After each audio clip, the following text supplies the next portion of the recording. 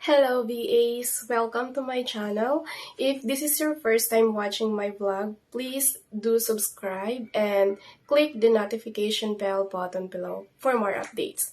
So yun, ang pag-uusapan nga po natin ngayon ay about sa how to start as a virtual assistant with no experience. I mean, what are the things and the tools you need para mag-start ka as a virtual assistant.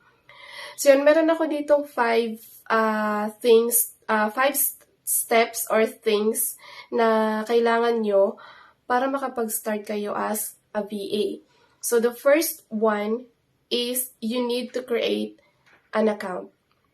So you need to choose one platform for you to create an account. Like say for example, Upwork or onlinejobs.ph.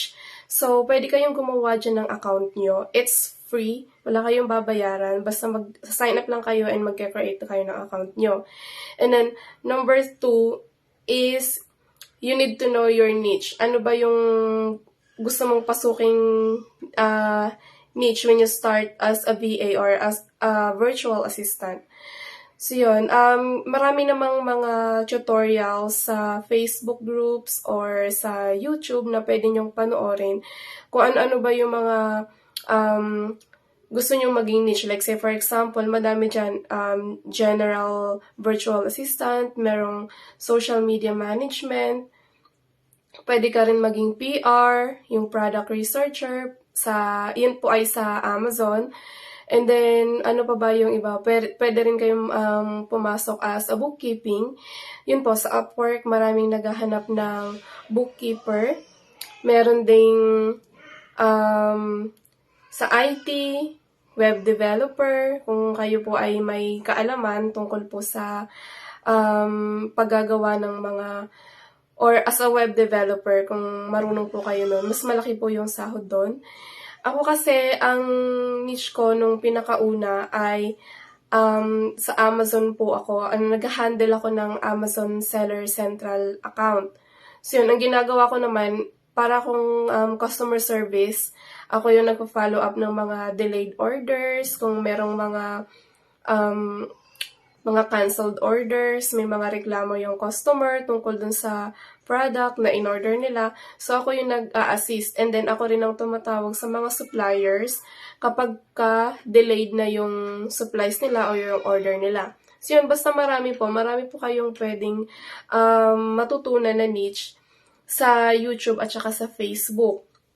So, yun po yung pangatlo. And then, pang-apat, ito, ginawa ko siyang pang-apat kasi pwede kang mag-start kahit wala ka pa nito, yung pang-sarili mo. Kasi pwede mo siyang hiramin or manghiram ka kung sino yung may mga available dyan na kamag-anak mo. Yun po yung laptop or kaya ay computer. So, yun. Pwede po kayong gumawa ng account kahit wala pa kayong sariling laptop or computer, pwede po kayong makigamit. Kasi ganun din yung ginawa ko nung mag-start ako as a VA. So, I'm not saying that this would work sa iba. Pero yun po yung suggestion ko. Wag na wag kayong kukuha ng tools or ng laptop nyo or ng computer nyo na galing sa utang. Kasi, hindi nyo po sigurado kung makakakuha agad kayo ng client. So, much better na unahin nyo muna makakuha ng client and then the rest will follow. Pwede na kayong kumuha ng laptop pag ipunan nyo. So, yun naman, tulad nga nung sinabi ko kanina, pwede kayong manghiram ng laptop or ng computer sa kamag-anak nyo na mababait, na pahihiramin kayo ng computer.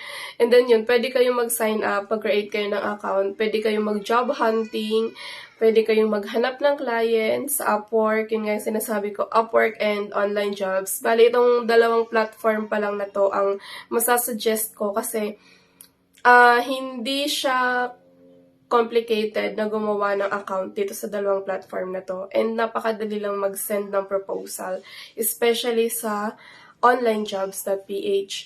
So yun, ang panglima ay kailangan confident ka. Kasi hindi mo mauumpisahan yung pagiging VA mo kung mahina yung loob mo. kailangan confident ka.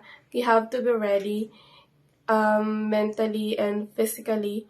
Kasi, kaya ko sinasabing mentally and physically. Mentally kasi, since nag-uumpisa ka ba lang mag-apply as a VA, hindi maiiwasan dun yung mga rejections.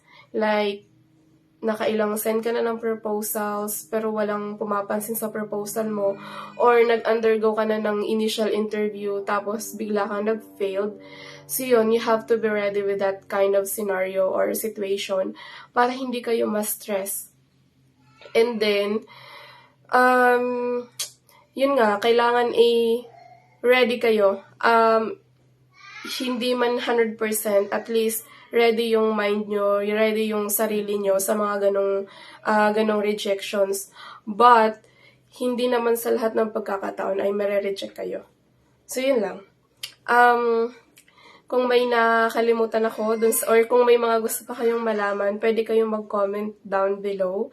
And just to let you know, guys, this is my first ever vlog. So, pasensya na kung ganito yung video ko, kung ganito yung vlog ko, kung ganito yung pananalita ko. This is my first time talking with you guys, and this is my first ever vlog na ginawa ko. But don't worry, sa mga susunod kong video, magagawa ko ng more tips and suggestions kung saan kayo pwede mag-apply, kung paano mag-open ng account, and what are the other requirements. But that's gonna be on our next video. So yun lang, sana may natutunan kayo.